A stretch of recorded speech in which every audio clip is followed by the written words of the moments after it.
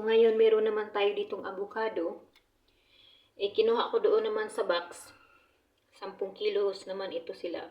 Tapos yung iba hindi pa siya hinog. Ano pa yung iba? Matiktigas pa siya. So kinuha ko na lang yung hinog na kasi madunot lang siya eh. So gagawin ko itong parang avocado shake yata. Para siyang juice. Kasi sayang kasi. I-try natin itong buksan sa loob. So ayan. Marami pala siyang iba't ibang guys, iba't ibang klase ba. So ayan siya. Malaki yung buto niya.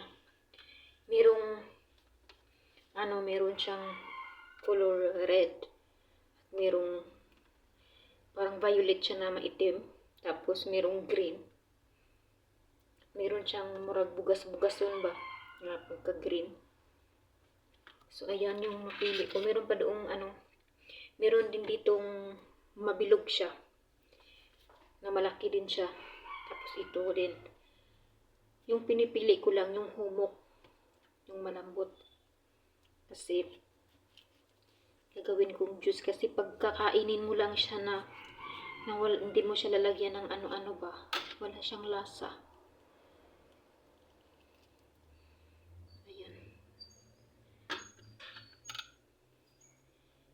Ito pa.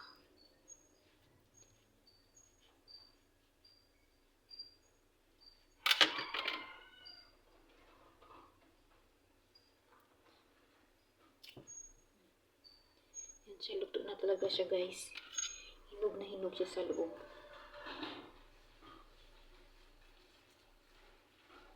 Lagyan ko siya ng gatas. Lagay sa blender.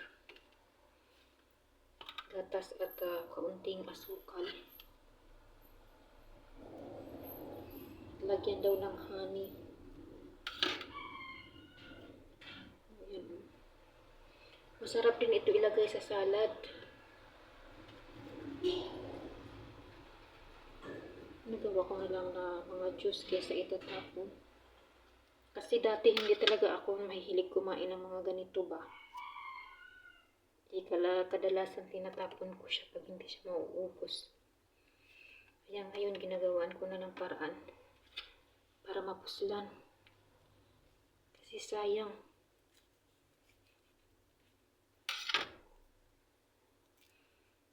Ayan.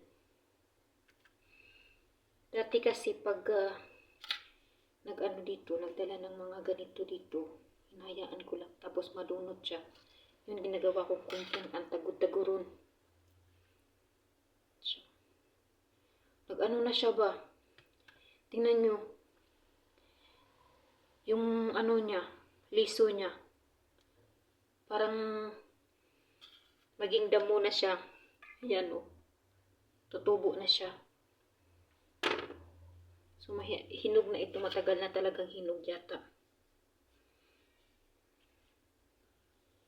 Noong Lunes pa ito dito eh.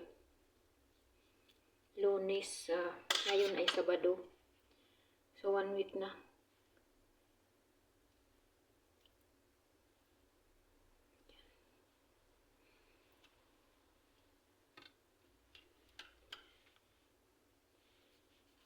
Ito yung kulay red.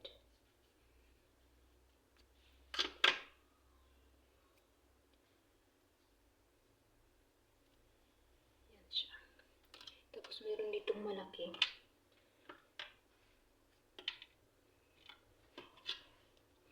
Yan siya. Tingnan natin yung malaki. Kung okay pa ba siya.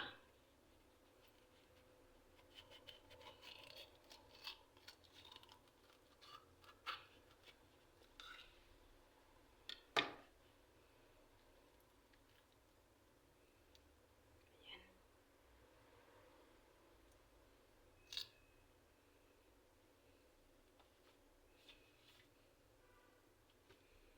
Meron talagang tao na mahilig. Sa meron ding hindi mahilig. Avocado. Meron pa. Tingnan natin to. Parang na-over sa kahinog na to ah. Ayan. Hindi ko na siya ilagay kasi overrun na siya sa hinog. At ito.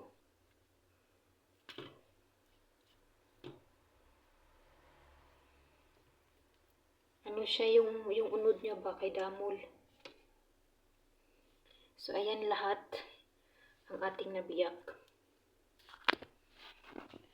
Ayan yung nabiyak natin lahat-lahat yan. Tapos meron ditong 2 piraso, hindi ko na yan ilalagay. So ayan guys. Yung butod niya daw, maganda daw to gawing lana. So nag-keep ako ng buto. Kunti lang, tapos yung iba tinatapon ko na. So ayan guys, thanks for watching.